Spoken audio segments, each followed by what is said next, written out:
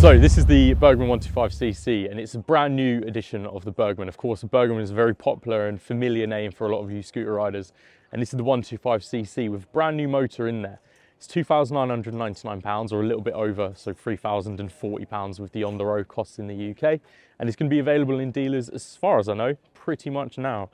This also joined the Venice and the Address 125 that Brett rode a little bit earlier in the year, and he really enjoyed those bikes. He was really impressed by what these could do, and they all share the same engine. So we'll talk about the engine first, and then we'll just run through all of the other bits on there. So basically it's a 125cc air-cooled single. It's a single overhead cam, and it's got around about 8.4 brake horsepower with around 10 Newton meters of torque. And on the road, this is absolutely nimble and flickable and agile. It's really light on its feet at 112-ish kilograms wet. Riding this, of course, me as a bigger rider, I'm 6'3", my weight is pretty much way up there, and this carries its weight really low down. So it's quite an interesting dynamic when you're flying around on the town road. You're flicking this bike about, and it just feels really nimble and agile. As I said, the engine is shared across the three 125cc scooters from Suzuki, and that's the SEP Alpha, or SEPA for short.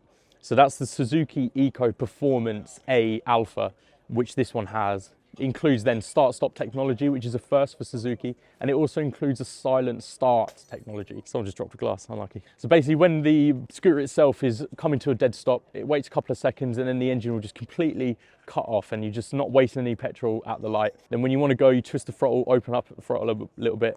It comes into life pretty much immediately and you just pull away. It's so easy, twist and go with the belt drive, and it puts down the power really nicely, kind of immediate torque input there. So off the lights, as we've been riding around today in the Cambridge and Ely area, we've been having a great time. You know, you come to a set of lights, all of the engines go quiet, and as soon as the green light comes on, everyone's straight on the throttle and we're all away. Absolutely hilarious fun. You're probably wondering as well, what's the top speed? We did jump on the A14 East for a little bit, so going eastwards and then going up towards Ely, and I got around about 66 miles per hour. I think it was 65 and then 66, 65. But that was full tuck, literally chin was right here in the little screen. And I was really in there, just slipstreaming away.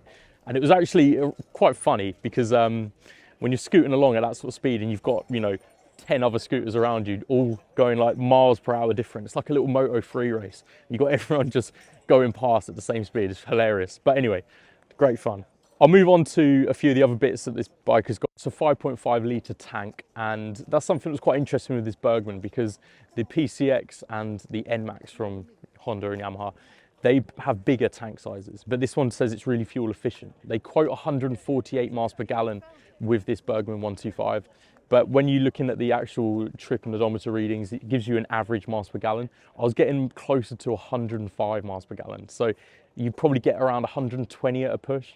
I will say though, of course, that's going to be where we were really trying to get our knee down on a Burgman and pushing it at 66 miles an hour on a road. So, you know, take from that what you will. If you ride this really sensibly, I reckon you probably would get closer to 120, 130 as the indicated miles per gallon figure on there.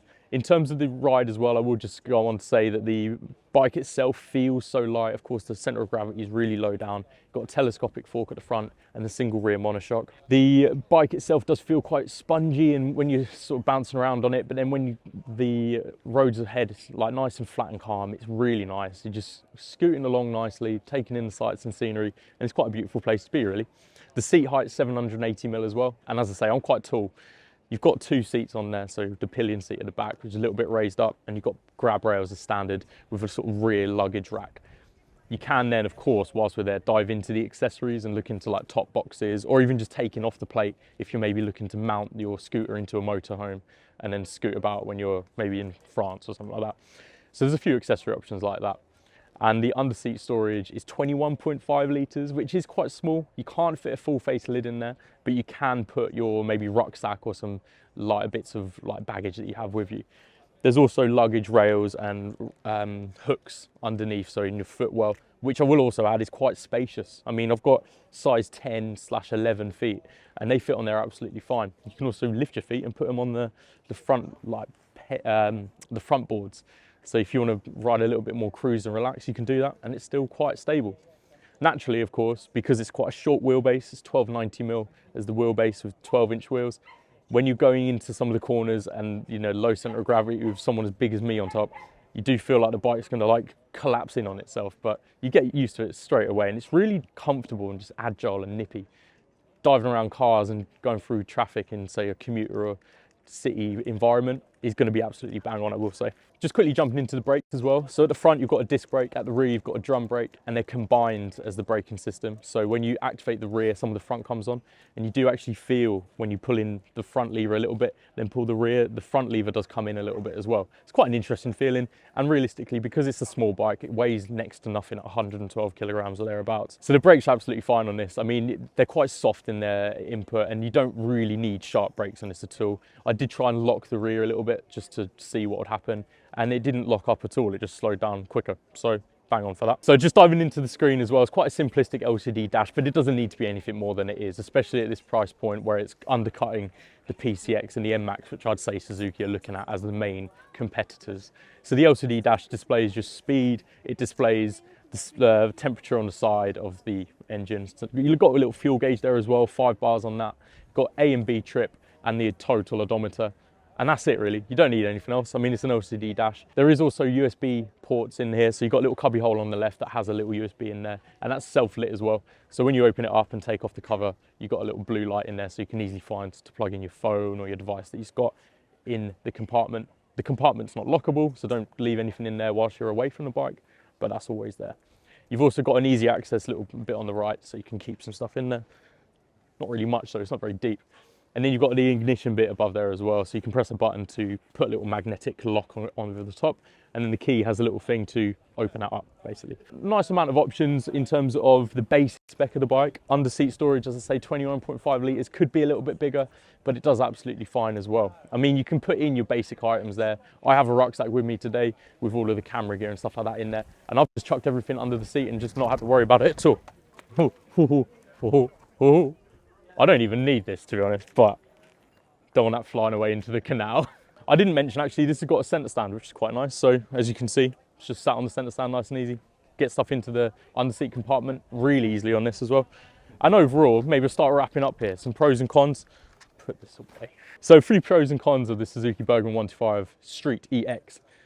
It's a really lovely scooter to ride. I mean, as a town city commuter, something that you're just going to nip to work on, go to the shops maybe, you can chuck all your bits onto this scooter and just nip about happily. If you're looking to maybe put it in a motorhome or just ride about as a paddock scooter or something like that, this does it all. Really lightweight, it just feels so nimble on its feet and agile. And of course, that's not always what a scooter's about. The few cons, I'd say, maybe the fuel tank could be bigger. 5.5 litres is kind of on the smaller side. And you would be sort of looking for a little bit bigger as a space under the seat. In my mind, the Burgman always used to be the maxi scooter of the world that had like 41 litres of underseat storage. So back in the days of like the 2012 Burgman and stuff like that. It is a 125 though, and they try to keep it nice and compact. If you're looking at like the Address and the Venice 125 that Suzuki released alongside this, that would be cheaper options. And this has got that sort of luxury element to it as well. So the sophistication that you're probably going to see this in London, you're going to see it in European cities, and it's going to do the job of commuting with that luxury element, and it's just nice and fun to ride as well. £2,999 is a massive selling point for this because it's just undercutting the premium options from Yamaha and Honda, so the PCX, the NMAX 125. But overall, really enjoyed the ride today. It's been great fun. I mean, 125cc scooter market is really pleased to have this Burgman edition, I'd say. I mean, it's 125EX. And it's a nice, reliable, friendly motor, I'd say. I mean, it's got that start-stop technology, and it's going to be really interesting to see how this one does on the market, especially with that Burgman name. But I'll leave it there for you guys. I mean, thank you so much for watching. If you want to head over to the Lexham website, got my full coherent thoughts there. Oh, hello, guys. So I've got my full coherent thoughts on the Lexham website, but in any case, leave a comment down below what your favourite 125cc scooter is, past or present. Tell me about a 2-stroke that you used to have. Like the video, subscribe to Bike Matters, and I will catch you on the next one. Ciao.